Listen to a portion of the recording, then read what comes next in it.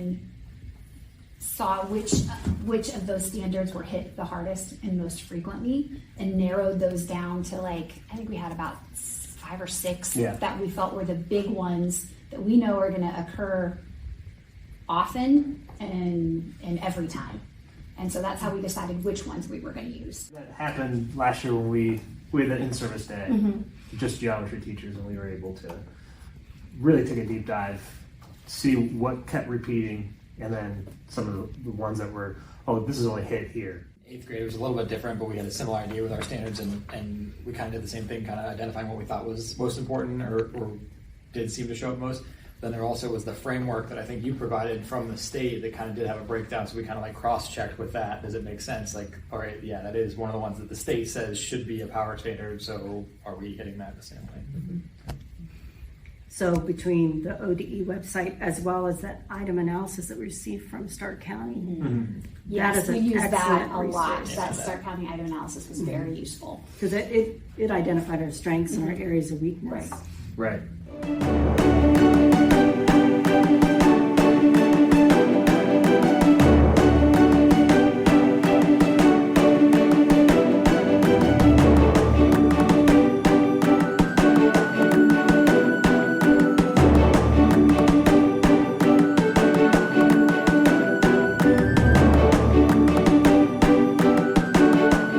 Again, the first thing that I think we did different last year was that in-service day. That was huge. And then from there, we kind of mapped out the rest of the year. That we hosted a county-wide in-service day for other geometry teachers to kind of figure out, hey, what's not working for you guys, and does that line up with what's not working for us, and what is working? And then Same curriculum for 14 years. I think it's 14 years.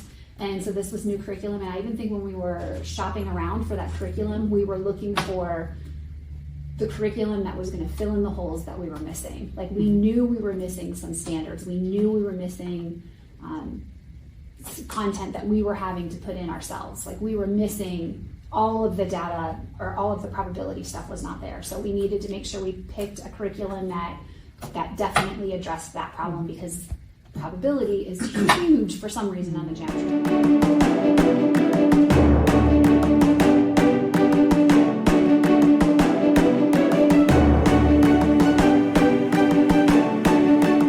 we spent more time like really wanting kids to memorize those formulas, which really was bad practice because they're given to them.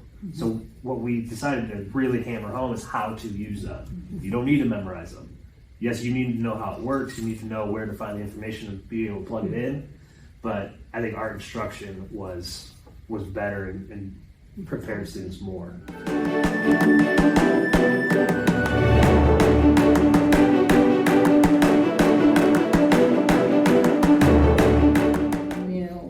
Asking Jackie, I think a lot of the reason why a lot of our content is the way it is with the new curriculum, because I'll ask just a couple questions of like, why are we doing this, or why did we hit so hard on this, or like proofs being seen as like fill-in, because that's something that I didn't learn when I was in high school. Just a difference in kind of the curriculum that they've now structured towards the test, and seeing why we do the things that we do, I think has been huge. Kind of coming in with a fresh start, has been very helpful. And also, another thing is like they've broken it down so much into section by section quizzes instead of big long tests. So that way you are hitting those like 2 or 3 contents per quiz instead of like a whole chapter test that maybe Was 8th grade math or geometry or algebra 1. We talk about the textbook. It's not about going page to page to page. It's about the standards and what are those power standards, and that's a big task.